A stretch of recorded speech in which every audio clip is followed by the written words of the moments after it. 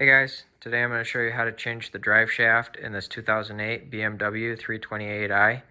If this video is helpful, can you smash that thumbs up button and leave a comment down below for the YouTube algorithm? Really helps out a lot. I'll also have affiliate links in the description below. First, we need to elevate our vehicle, that way we can get underneath it. Since we're unhooking the drive shaft and there will be nothing to hold your car from rolling or anything, it's a good idea to chalk both of your wheels that are not off the ground. All right, now we're gonna remove this shield right here. So we're gonna take out this 8mm bolt, this one, one that would be right here, and this one. And then we'll be able to drop this shield. Now we're gonna remove this brace. So there's a 13mm nut here and here, and 13mm bolts here, here, here, and here. You're going to want to put a jack underneath the transmission pan here with just a slight bit of pressure. That way this bracket isn't getting pushed down. This transmission will move down a little bit. If you don't have another jack, that's fine. It's only going to drop down about 1/2 inch. So we're going to have to remove this brace here and drop the exhaust and the heat shield. So to do that, we are going to remove these bolts here on this brace, all of those, and drop this brace. Those are a T50 torque. We got our brace down, so now we're going to take out our heat shield. So we're going to take out this 10mm nut and this one, and then remove this 8mm bolt right here. There's also probably a 10mm that should be right here. Mine's missing. Now we need to drop the exhaust. And if your bolts look anything like mine here in Michigan, they are rusty crusty and I don't want a chance breaking them. So if you want to, and yours look nice, remove the 4 bolts holding the exhaust together right there. And you should be able to kind of lower this down enough to where you can get the heat shield out. I'm going to go to this end and unhook all of the rubber hangers and try to lower it this way and take the heat shield out this way. Okay, we've got 3 hangers back here. There's one right there. There's one right there. And there's one right there that I've already pried loose. Easiest way I found to get these off, because they can be kind of a pain, is I get something to pry with. So I've got a chisel inside a pry like this. Just get in here and then start prying, and just put a bunch of leverage on there and that'll pop right out of there.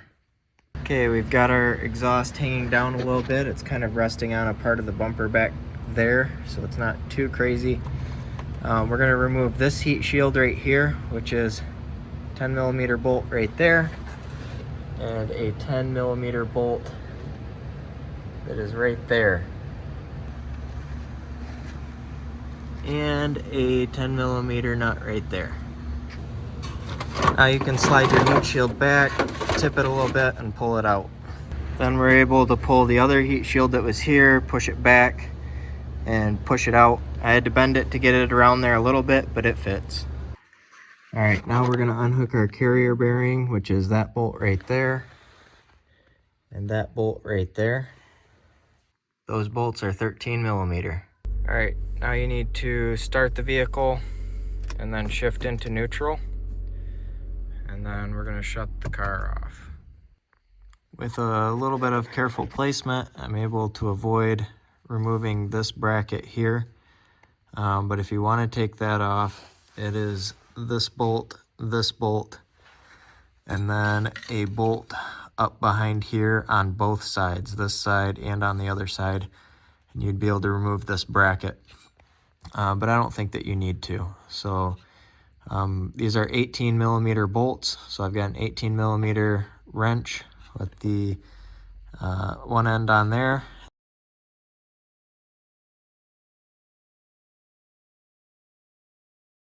You should be able to get them out without taking that bracket off.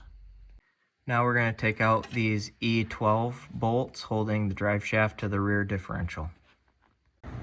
This has all the telltale signs of a bad U-joint. You can see this like brown dust here that's been coming out of the U-joint. Not only that, when you rotate the drive shaft a little bit, you can see there how wiggly that is. It's not tight. That thing is trashed. Now that we've got all our bolts out, we can pop this loose from the differential and slide our drive shaft right out this way.